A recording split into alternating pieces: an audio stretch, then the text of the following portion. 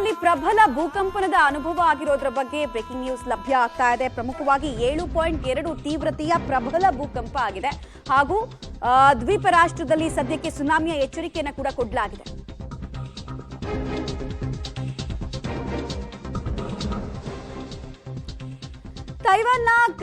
ತೈವಾನ್ನಲ್ಲಿ ಭಾರಿ ಅನಾಹುತಕ್ಕೂ ಕೂಡ ಇದು ಕಾರಣ ಆಗಿದೆ. ಮೆಟ್ರೋದಲ್ಲಿ ಬೆಚ್ಚಿ ಬಿದ್ದಂತಹ ಜನ, ಅಲುಗಾಡಿದ ಫ್ಲೈಓವರ್ಗಳು, ಒಕಿನೋವಾ ದ್ವೀಪದಲ್ಲಿ ಸುನಾಮಿಯ ಎಚ್ಚರಿಕೆಯನ್ನು ಕೂಡ ಕೊಟ್ಟಿದ್ದಾರೆ. ಆಮೇಲೆ 10 ಫೀಟ್ ಅಷ್ಟು ಸುನಾಮಿ ಅಲೆಗಳು ಏಳಬಹುದು ಅನ್ನೋ ಎಚ್ಚರಿಕೆ ಕೊಟ್ಟಿರೋದ್ರಿಂದ ಜನ ಬಹಳ ದಿಗಿಲು ಬಿದ್ದಿದ್ದಾರೆ ಅನ್ನೋದು ತಿಳಿದು ಬರ್ತಾ ಇದೆ. ದ್ವೀಪ ರಾಷ್ಟ್ರ ತೈವಾನ್ನಲ್ಲಿ ಪ್ರಬಲ ಭೂಕಂಪನಕ್ಕೆ ಇದು ಸಾಕ್ಷಿಯಾಗಿದೆ. ರಿಕ್ಟರ್ ಮಾಪಕದಲ್ಲಿ ಭೂಕಂಪನದ ತೀವ್ರತೆ ಇದೆಯಲ್ಲ, ಅದು 7.4ರಷ್ಟು ದಾಖಲಾಗಿದೆ.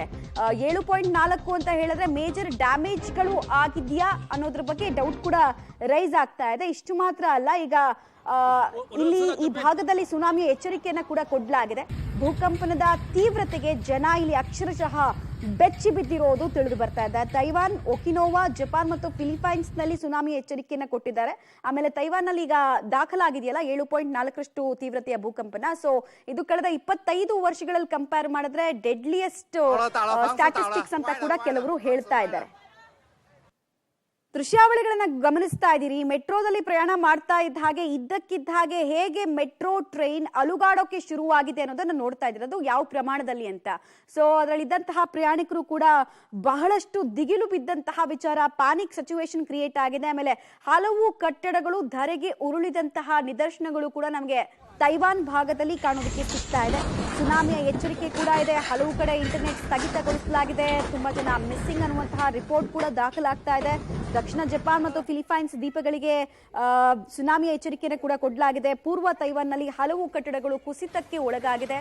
ನೋಡ್ತಾ ಇದ್ದೀರಾ, ಬಂದರ್ನಲ್ಲೂ ಕೂಡ ಇರಿಸಿದಂತಹ ಬಹುತೇಕ ಹಡಗುಗಳಿರಬಹುದು ಅಥವಾ ಏರ್ಪೋರ್ಟ್ನಲ್ಲಿ ಕಂಡು ಬರ್ತಾ ಇರುವಂತಹ ಕೆಲವೊಂದಷ್ಟು ದೃಶ್ಯಾವಳಿಗಳು ಕೂಡ ತುಂಬಾ ಭಯಭೀತಿಗೊಳಿಸುವಂತೆ ಇದೆ ಅನ್ನೋದು ಕೂಡ ತಿಳಿದು ಬರ್ತಾ ಇರುವಂತಹ ವಿಚಾರ. ಹಾಗೆ ನೋಡೋಕೆ ಹೋದ್ರೆ ಜಪಾನ್ನಲ್ಲಿ ಭೂಕಂಪ ಆಗೋದು ಇದೇ ಮೊದಲಲ್ಲ. ಆದ್ರೆ ತೀವ್ರತೆ ಇದೆಯಲ್ಲ 7.4ರಷ್ಟು ತೀವ್ರತೆ, ಇದು ಭಾರಿ ಭೂಕಂಪನ ಅಂತ ಕನ್ಸಿಡರ್ ಆಗುತ್ತೆ.